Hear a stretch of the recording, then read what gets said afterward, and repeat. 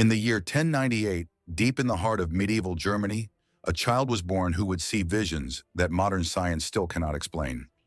She would heal thousands, compose music that alters brainwaves, perform surgeries considered impossible, and document over 300 medicinal plants, all while the world told her that women had no place in medicine. Her healing discoveries, written 900 years ago, are used by doctors today. Her music is prescribed by therapists. Her surgical techniques are studied in medical schools. This is the story of Hildegard of Bingen, the mystic who changed medicine forever, and her journey begins in darkness. The Rhineland Valley, 1098. The world was a brutal place. Life expectancy was 30 years. 1 in 3 children died before their 5th birthday. Medicine consisted mostly of prayer and bloodletting. And into this world came Hildegard, the 10th child of a noble family.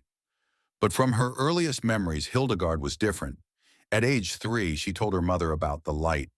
She described seeing a brightness that made the sun look dim. Inside this light, she saw things, visions of the future, glimpses of divine knowledge, and something else, something that terrified her parents. She could see inside people's bodies. When a servant became ill, little Hildegard placed her hand on the woman's stomach and said, "There's darkness here," like a shadow eating the light. 3 days later, the servant died of what we now know was appendicitis. Her parents were horrified. Was their daughter blessed by God or touched by something darker? In medieval Europe, children with such gifts faced 2 fates, sainthood or the stake. Her parents made a desperate decision. When Hildegard turned 8 years old, they gave her to the church. It was called tithing, offering your 10th child to God as a living sacrifice. Hildegard was sealed inside a stone cell attached to the monastery of Disibodenberg. The door was literally bricked up behind her. She would never leave. She would spend her life in prayer, cut off from the world. But the visions followed her into that darkness. Imagine being 8 years old, locked in a stone room barely larger than a closet, with only a tiny window for food and a small opening to the church where you could hear, but not see the world beyond. This was Hildegard's reality. She wasn't alone, though. An older nun named Jutta had also been sealed in these chambers years before. Jutta became Hildegard's teacher, teaching her to read Latin, to sing the Psalms, to identify herbs through the small garden window. But Hildegard's real education came from the visions. At night, when the monastery slept, brilliant light would fill her cell. In this radiance, she saw things that shouldn't have been possible. She saw the human body as a map of glowing rivers, what Eastern medicine would later call meridians. She saw plants radiating different colors, each color indicating a different healing property. She saw disease as darkness and health as light. For years, she told no one. The penalty for false visions was severe: excommunication, imprisonment, or death. So young Hildegard stayed silent, watching, learning, absorbing knowledge that poured into her mind like water from an infinite spring. As word spread about the young girl sealed in the monastery, other women asked to join her. By the time Hildegard was 15, 7 women lived in the anchorage, a community of female mystics, studying and praying together. But Hildegard was studying something else: the monastery garden. Through her small window, she could see dozens of medicinal plants. And with each plant, the visions showed her secrets. She saw that yarrow could stop bleeding, that feverfew cooled the fire of headaches, that St. John's wort lifted the darkness from troubled minds, a use that modern medicine would only confirm in the 1990s, nearly 900 years later. When Jutta fell ill with a mysterious fever, Hildegard begged to be allowed to help. She mixed a tea of elderflower, willow bark, and yarrow, all shown to her in visions. The monks thought she was mad. Women didn't practice medicine. Women didn't understand the humors and elements that governed health. But Jutta was dying. They had nothing to lose. 3 days after drinking Hildegard's tea, Jutta's fever broke. She made a complete recovery. It was Hildegard's first healing. It would not be her last. Years passed. Hildegard continued her studies in secret, treating the nuns when they fell ill, documenting herbs and their properties. But the visions were growing stronger, more insistent. And then, in the year 1141, when Hildegard was 42 years old, everything changed. She described it later as a flame that descended from heaven, pouring through her brain, her heart, her entire being. And in that moment, a voice spoke, not with words, but with absolute knowing. Write what you see and hear. Hildegard was terrified. For 34 years, she had kept her visions secret. Now she was being commanded to reveal them to the world. Women in medieval Europe were forbidden from teaching, from preaching, from claiming divine revelation. The church burned people for less. She tried to resist. She fell ill, struck down by what she believed was divine punishment for her disobedience. For months, she lay paralyzed, unable to move, barely able to speak. Finally, broken and desperate, she agreed. She summoned her confessor, a monk named Volmar, and began to dictate. Write this, What brother. emerged would become one of the most Light not born of extraordinary sun nor documents in star medieval pours into history. the lowly, and the lowly Civias, become radiant. which means know It the is given ways. without measure, yet For asks 10 for the whole years, heart. Hildegard Do you see? dictated I her see, vision. and I set it down. She described the creation of the universe, the nature of the soul, the relationship between God and humanity. But woven throughout were revolutionary medical insights.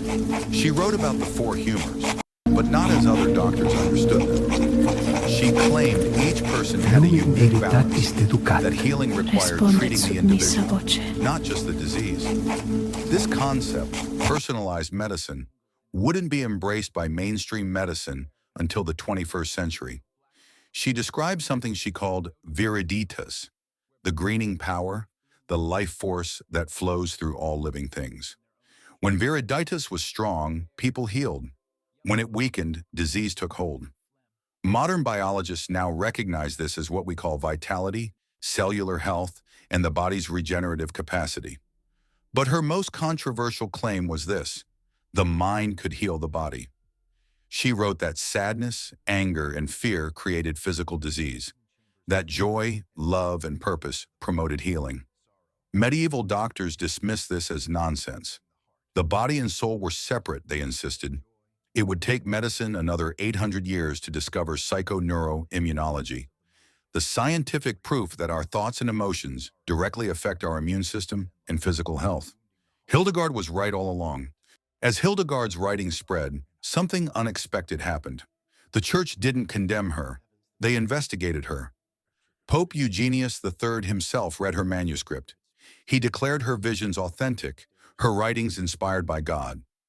Suddenly, the woman who had been locked in a stone cell for 34 years was free. At age 52, Hildegard left Disibodenberg and founded her own monastery at Rupertsberg.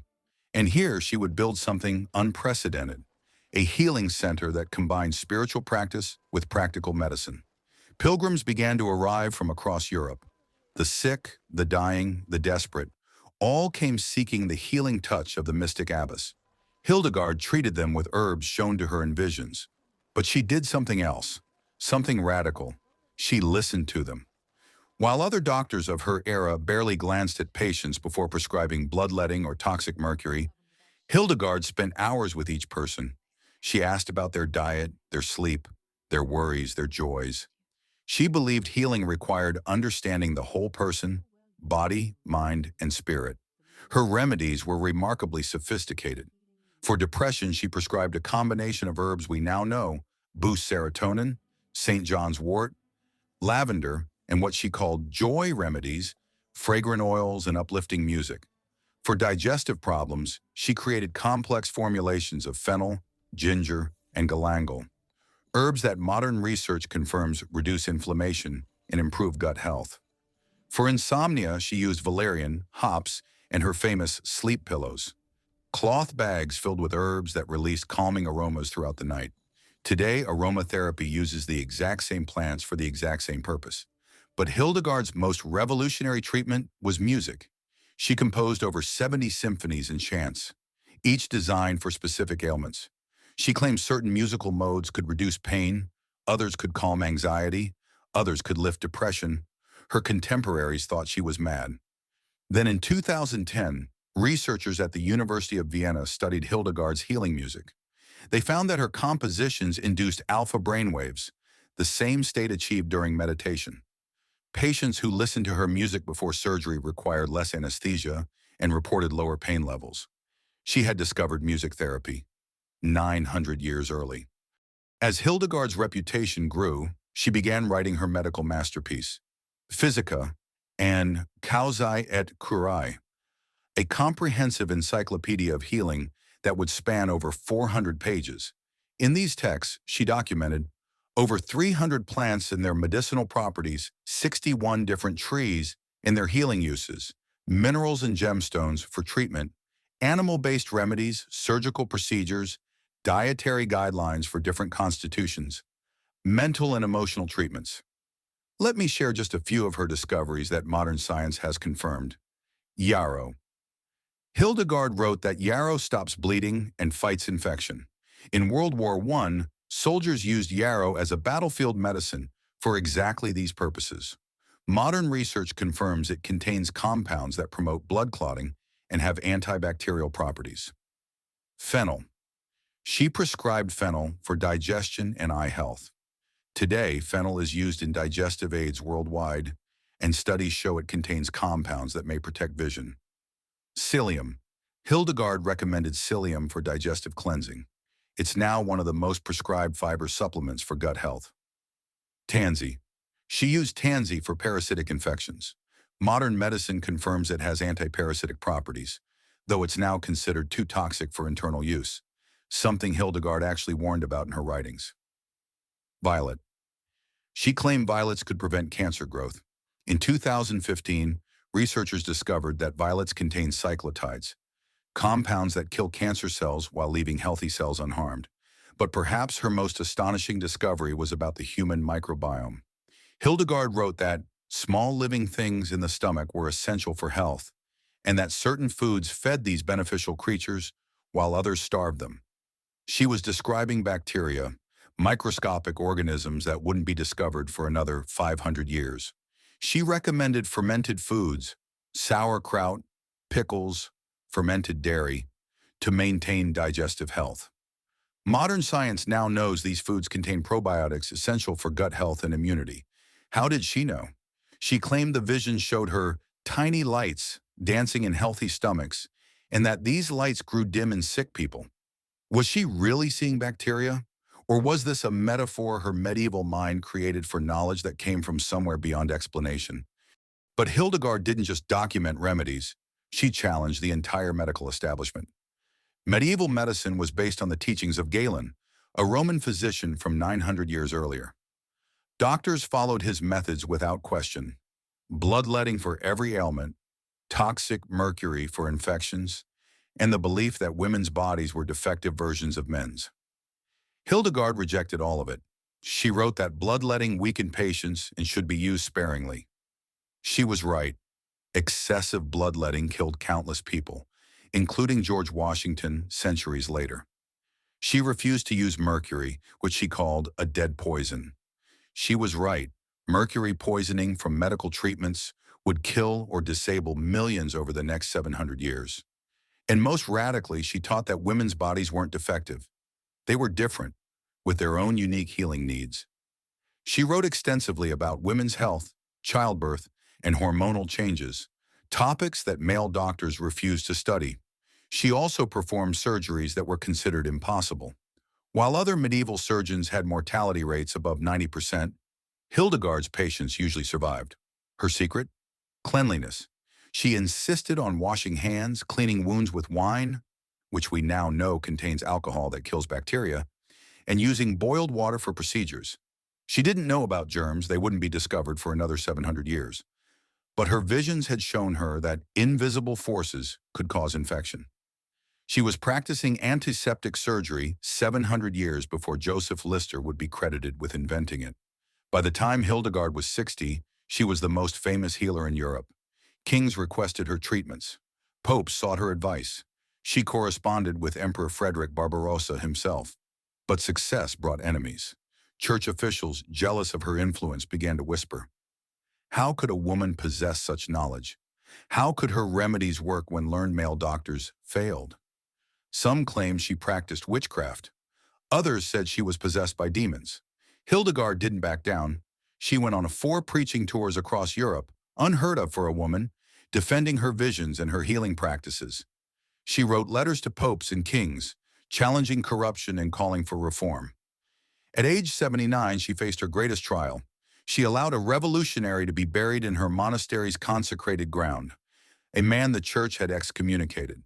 The church retaliated by placing her entire monastery under interdict, forbidding her nuns from receiving sacraments or singing the divine office. For Hildegard, who believed music was essential to health and spiritual well-being, this was torture. She wrote a furious letter to the church authorities, arguing that silencing sacred music was itself a sin.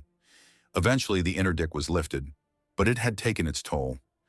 Hildegard of Bingen died on September 17, 1179, at the age of 81, nearly 3 times the average life expectancy.